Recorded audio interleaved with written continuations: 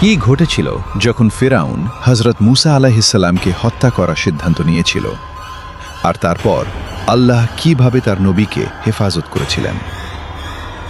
একবার ফিরাউন হযরত মূসা আলাইহিসসালামকে নিজের কোলে নিয়ে খেলাচ্ছিল।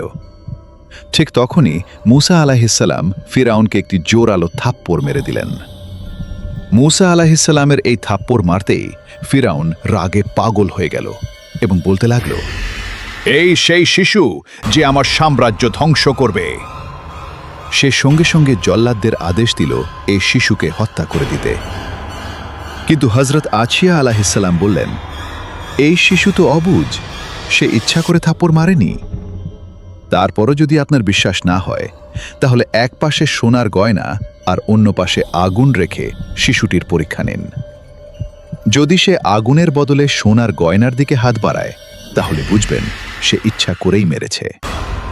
হযরত মূসা আলাইহিসসালাম সোনার দিকে হাত বাড়াতে চেয়েছিলেন। ঠিক তখনই হযরত জিবরাইল আলাইহিসসালাম এসে তার হাত আগুনের দিকে ঘুরিয়ে দিলেন, আর তিনি সেখান থেকে একটি জ্বলন্ত অঙ্গার তুলে নিজের মুখে দিয়ে দিলেন। এটা দেখে ফিরাউন তাকে হত্যা করার সিদ্ধান্ত বদলে ফেলল। সুবহানাল্লাহ! নিশ্চয়ই আল্লাহ যাকে হেফাজত করেন তাকে বিরোধীর বাতাসও স্পর্শ করতে পারে না। আপনারও যদি আল্লাহর উপর পূর্ণ বিশ্বাস থাকে, তাহলে কমেন্টে মন থেকে লিখুন, আল্লাহু আকবার।